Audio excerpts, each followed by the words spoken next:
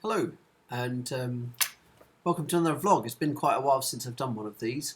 I made a New Year's resolution to get started again after doing really well in September. But as you may or might not know, I never pick up New Year's resolutions in January. I always start them in February instead to make sure that they're more likely to succeed, and one less month to keep them up as well. So New Year's resolution, I'm going to get back on the vlogs, and there's been a number of different articles and media related events and issues that I've wanted to talk about, and I keep thinking, oh, that would be great for if I pick up the vlogs again, and I've saved some of them. And so there was one article in particular I was going to do for this first one back. I've changed my mind completely because something popped up on Facebook today. It was an article from the BBC website, in particular an article related to the Radio 4 Arts and Culture programme Front Row, which if you've never listened to it before, I definitely recommend. If you enjoy reviewing programmes or arts and culture, then Front Row on Radio 4 is definitely a place to go for that. It's been around a long time, and it's an easy listen, and not too highbrow and exclusive, but at the same time looks at art and culture and media in the kind of depth that hopefully you'd enjoy talking about it in. Anyways, on with the article. The article itself was actually entitled The 10 Biggest Risks in 21st Century Art. Now, there's been a number of these lists going on at the moment, reflecting on the end of the first 2 decades of the 21st century. We're into the roaring 20s now, and a lot of people are reflecting on the art and culture of the past 20 years of this 21st century. And this one in particular is the biggest risks. Now, it's not just media, it is art as well, but again, hopefully you sort of enjoy art or appreciate it or enjoy discussing it or talking about it if you do media studies or film studies. And a number of these are really interesting. Some of them you'll have heard of, some of them maybe not. I'm certainly familiar with most of the pieces on here, but there's some that completely passed me by as well. A couple, and it'll become clear in a second exactly why I've picked this today.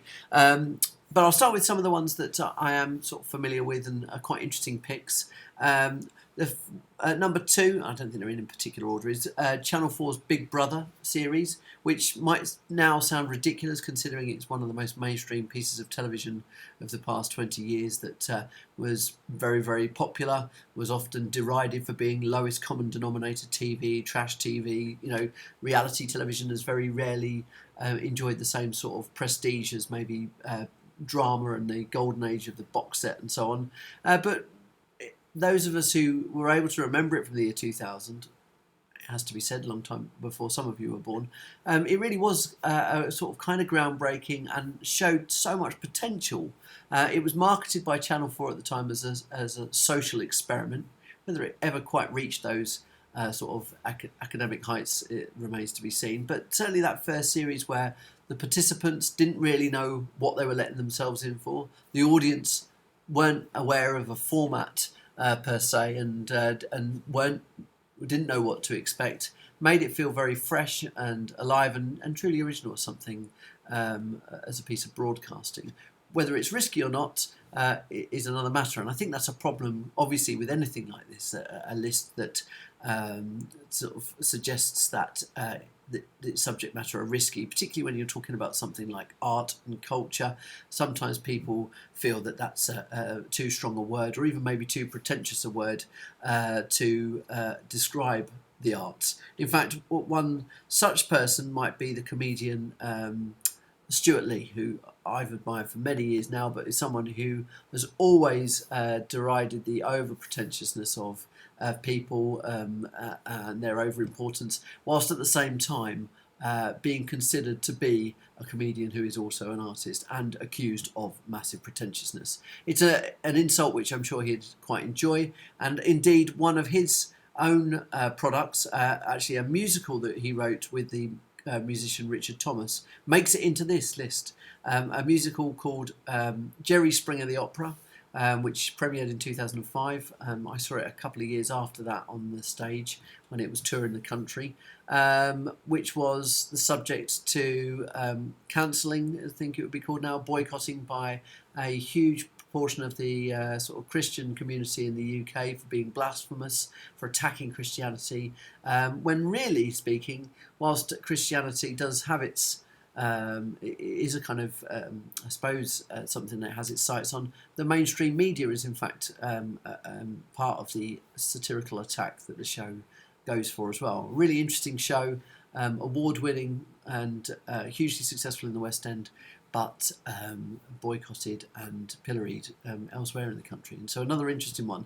And as I said, this does bring up the argument as to whether the media can ever be considered risky or dangerous or edgy, or whether that is just too over the top for some works of art. Certainly there is some music in here. The punk protest in artists in Russia, Pussy Riot. It's hard to say that that's not risky if you know anything about that band and what they protested against and their resulting prison time in prison. It's hard to argue that they weren't artists who really put their life on the line, and acted in a risky way. Other artists involved in music are the drill artists Skengdo and AM for their track Attempted 1.0. Coincidentally today, I believe the video for the Skengdo track Badness was released on YouTube, certainly. And this was particularly, though, they're talking about a live performance of Attempted 1.0, which resulted in the artist being arrested after the music had been banned. So again, really bringing into that question, that idea of, can art ever be risky, dangerous?